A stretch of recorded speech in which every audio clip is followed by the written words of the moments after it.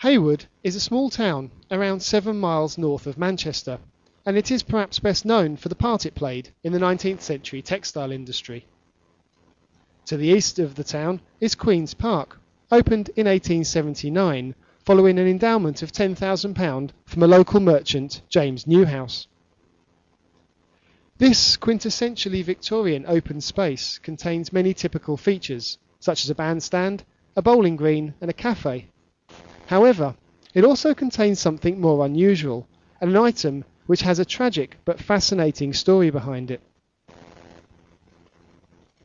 On the 15th of June 1907, two local boys, Albert Lee and David Ashworth, were playing on the banks of the River Roch, which ran alongside the northern edge of Queen's Park.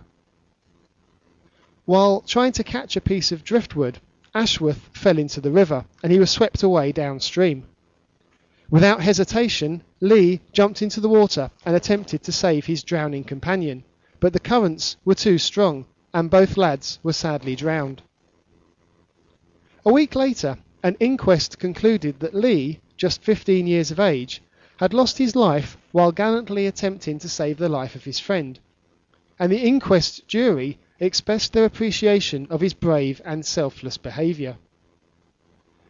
This appreciation was clearly shared by the people of Heywood, who turned out in their hundreds to line the streets for Lee's funeral on the 25th of June. In the weeks that followed, meetings were held regarding a possible commemoration of Lee's heroism, and it was decided to open a public subscription fund to raise money for a memorial. Contribution envelopes depicting a photograph of Lee were distributed to local shops.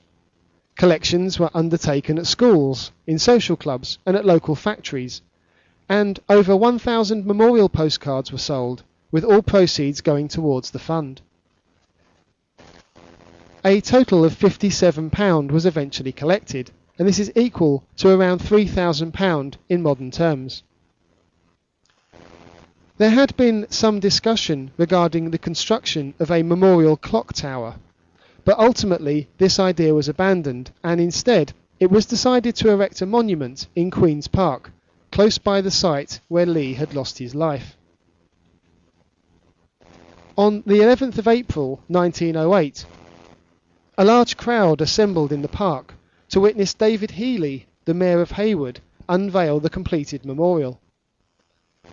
Many local dignitaries addressed the crowd, and they expressed their admiration for Lee's noble conduct, which, it was said, had stirred the heart of Heywood as it had not been stirred for a long time. Lee would stand as an inspirational example to others, and the monument showed that it was not always the battlefield or the high seas that could provide opportunities for heroism. Lee represented what was known as everyday heroism, this being acts of bravery undertaken by otherwise ordinary civilian people who were simply going about their daily lives when they were suddenly called into action. The monument to Albert Lee, which stands in Queen's Park, is in the form of an obelisk, a little over 5 metres in height, and was carved from Halifax stone by local stonemasons S. and A. Taylor. Although weathered, the original inscription is still discernible, and it reads, "This memorial was erected by public subscription to commemorate the gallant and heroic attempt of Albert Lee of 79 Starkey Street, Heywood, aged 15, who lost his life in attempting to rescue his companion, David Ashworth, from drowning in the River Roch at Crimble, opposite this spot, on Saturday afternoon, the 15th of June 1907. In addition to the monument, Lee was also commemorated with a memorial certificate from the Royal Humane Society.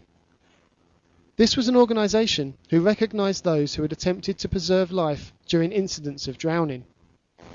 This certificate was presented to Harry Lee, Albert's brother, during the unveiling ceremony for the memorial.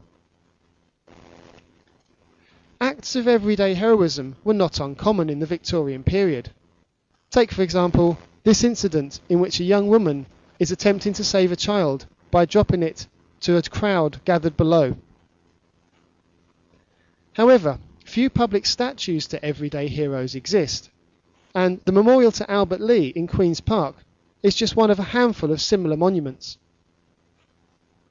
The people of Heywood can be justifiably proud that, over 100 years later, the gallantry and bravery of this young man has not been forgotten.